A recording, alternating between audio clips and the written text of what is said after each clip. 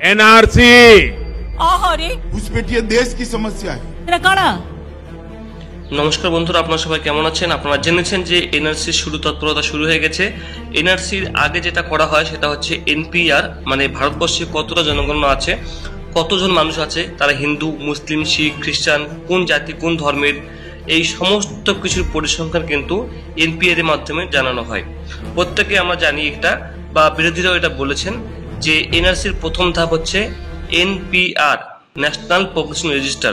এটা এতদিন ধরে হচ্ছিল না, কিন্তু ইতিমধ্যেই প্রধানমন্ত্রী এই প্রস্তাবটা মেনে নিয়েছেন যে যে কোনো মুহূর্তে এনপিআর শুরু হবে। এনপিআর শুরু করার কারণে কিন্তু বহু মানুষের যে তথ্যগুলো সেগুলো কিন্তু সরকার চলে যাবে, ডেটাবেস তৈরি হয়ে যাবে একটা।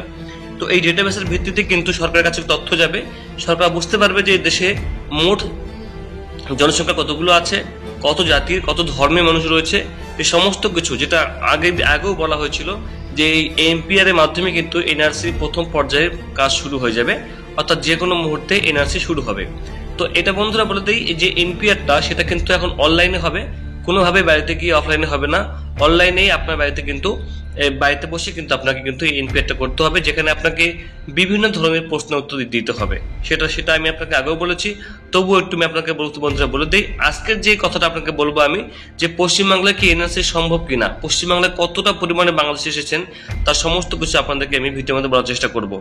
প্রথমত বন্ধুরা দেখুন, এনপিআর যে চালু হচ্ছে সেটা কিন্তু বিভিন্ন রাজনৈতিক দলের যে বিরোধীরা তারাই কিন্তু এই প্রস্তাবটা নিয়ে আসছেন, এবং এই এনপিআর এর মাধ্যমে কিন্তু আপনার বাড়িতে সদস্য কজন আছে, কে কে আছে, পুরুষ মহিলা কতজন, তাদের বয়স কত, শিক্ষাগত যোগ্যতা কত, কি কাজ করছেন, কোন জাতি, পড়াশোনা কত দূর, এই সমস্ত কিছু, আগে কোথাও কি বাড়ি ছিল কিনা, এখন বাড়ি কতদিন ধরে বসবাস করছেন, এই সমস্ত কিছু তথ্য কিন্তু বন্ধুরা এই এনপিআর এর মাধ্যমে অনলাইনেই নেওয়া হবে। আপনাকে অনলাইনে সাবমিট করতে হবে, পরবর্তীতে আপনি কিছু ভুল হলে সেটা কিন্তু আপনি কিন্তু কারেকশন বা মডিফিকেশন করতে পারবেন।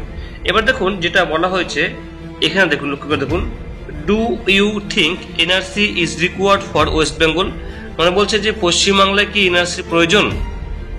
উত্তরে বলা হয়েছে দেখুন, NRC can be done in Bengal, NRC can be done in Bengal, but for the proper ground work needs to be done. এখানে বলা হয়েছে নিডস টু বি ডান, এখানে বলা হয়েছে বন্ধুরা, মানে একটি ভালো করে যাচাই করে গ্রাউন্ড ফ্লোরে বলা হয়েছে, এবং বলা হচ্ছে the immigrants from Bangladesh came to Bengal in various waves since 1947 partition, মানে 1947 দেশভাগের সময় তারপর থেকে অনেকবার কিন্তু তারা বাংলাদেশ থেকে ভারত এসেছেন, বিভিন্নভাবে তারা এসেছেন। সেটা আমি আগে আপনাকে দেখেছি বন্ধুরা, 1950 থেকে 1960, 1971 সালে, 1971 থেকে 1975, সেটা কিন্তু এখানে বন্ধুরা বলা হয়েছে। বিভিন্ন বাংলাদেশে ওয়েবস চালু থাকার কারণে বিভিন্ন আন্দোলনের সময় বিভিন্নভাবে কিন্তু তারা কিন্তু ভারতে কিন্তু ঢুকেছেন। তখন কিন্তু অতটা কাঁটাতার ছিল না, মানে বিভিন্ন যে কাঁটাতার এখন যে যেমন যে ভক্ত যেমন করে ফ্রেন্সি লাগানো থাকে, আগে বেশিরভাগই খোলা ছিল। বাংলাদেশ সীমান্তবর্তী লাগোয়া এবং ভারতের যে পশ্চিমবাংলার যে সীমান্ত, সেখানে প্রচুর পরিমাণে 2006 সালের আগের থেকে, তো 2008 সালের আগের থেকে তো প্রচুর ইন্টারন্যাশনাল যেগুলো বাংলাদেশ সীমান্ত লাগোয়া পশ্চিমবাংলা, সেটা কিন্তু খোলা ছিল। তো যাই হোক, এবার আমি আপনাকে আরেকটা দেখে দিচ্ছি। এবার দেখুন এখানে বলছি বন্ধুরা, do Bengalis think they need Assam like NRC in West Bengal, অর্থাৎ এই পশ্চিমবাংলাবাসীরা কি চায় যে আসামের মতো পশ্চিমবাংলাতেও এনআরসি হোক।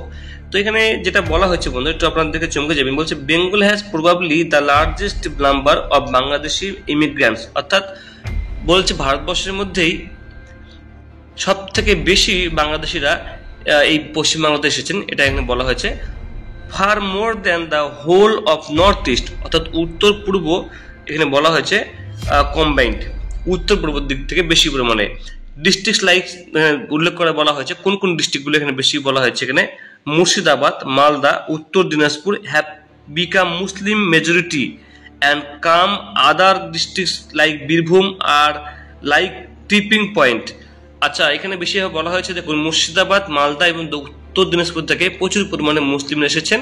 পাশাপাশি আরো বলা হয়েছে বীরভূম ডিস্ট্রিক্ট বলা হয়েছে, আরো শোনা যাচ্ছে যেটা দক্ষিণ দিনাজপুর, পাশাপাশি আপনাদের রয়েছে কোচবিহার এবং বিভিন্ন সিটে ফোটা বিক্ষিপ্তভাবে এসেছেই, তবে বেশিরভাগ ক্ষেত্রে এখানে উল্লেখ করা হয়েছে। আর এখানে যেটা বলা হয়েছে, the illegal immigrants bank on illegal cow trade, fake currency, rackets, human trafficking, fake job rackets leading to the Middle East.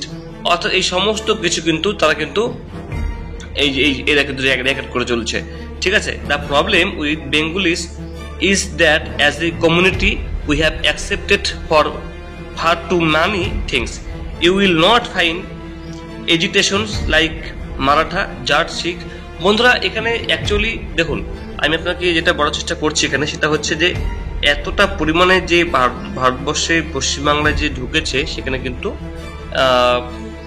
একটা মানে নজিরবিহীন, যেখানে এনআরসি মানে এনপিআরটা শেষ হয়ে গেলে যখন এনআরসি শুরু হবে তো পশ্চিমবাংলাতে প্রথম এতটা পরিমাণে এনআরসি হবে যেখানে আপনার এত ডকুমেন্টস দেখা হবে। পশ্চিমবাংলা যে এনআরসিটা হবে সেটা কিন্তু 1948 সালকে ধরে হবে, এটা কিন্তু মাথায় রাখবেন। আসামে কিন্তু 1947 সালকে ধরে কিন্তু হয়নি, আসামে হয়েছে 1971 সালকে ধরে, কিন্তু পশ্চিমবাংলা এনআরসি হলে কিন্তু 1948 সাল ধরে হবে। আর পশ্চিমবাংলায় ভারতবর্ষে প্রথম এনআরসি হয়েছিল 1951 সালে। তো আপনার ভোটার লিস্ট থাকতে হবে, 1951 সালের লিস্ট থাকতে হবে, পুরনো কাগজ থাকতে হবে। তো এটা মাথায় রাখবেন, কি কি ডকুমেন্টস লাগবে সেটা কিন্তু অবশ্যই কিন্তু মনে রাখবেন, যেটা আমি আগেও আপনাকে ভিডিও করে বলেছি। তো বন্ধু এই ছিল আপডেট, কোনো কোশ্চেন থাকলে অবশ্যই কমেন্ট করবেন এই বিষয়টা নিয়ে। Thank you so much.